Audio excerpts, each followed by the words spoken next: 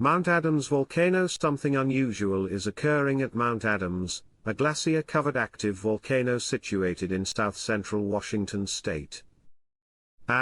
During the last month, the rate of what are referred to as volcano-tectonic earthquakes underneath its edifice has dramatically increased to a rate 180 times higher than what is normal. While typically, Mount Adams would experience a single volcanic tectonic earthquake about once every 2.5 years, the last month has instead seen 6 such volcano-tectonic earthquakes strike underneath its edifice. This might sound like and is truly still a very low figure, with for example the average Indonesian active volcano producing more volcanic earthquakes than this in any given month.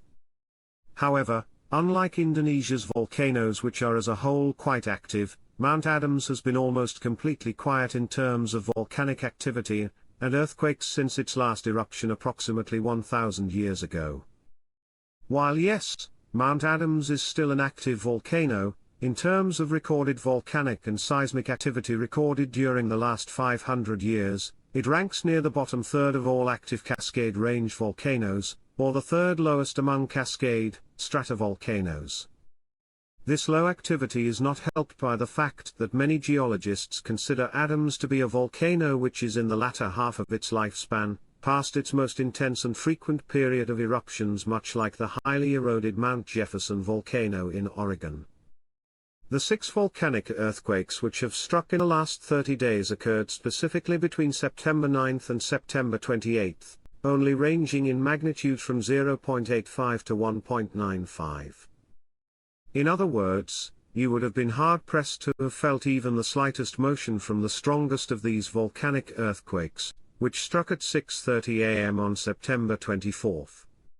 These quakes all struck at unusually shallow depths, specifically at between 220 meters below sea level and 1,010 meters above sea level. Yet, despite representing the highest number of earthquakes since Mount Adams began being seismically monitored in 1982, I am not of the opinion that these events are likely related to the movement of magma.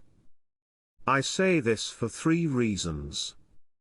First, new or recent ground deformation has not been detected, and this would almost certainly be measured during any actual magmatic intrusion.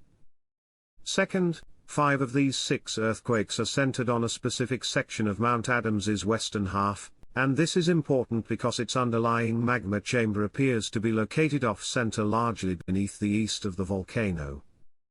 Third, these earthquakes are occurring at the wrong depths to indicate likely magma movement, with the deepest suspicious earthquakes striking a full mile above the top of its modeled magma chamber. So, what caused these earthquakes? There are 3 main possibilities.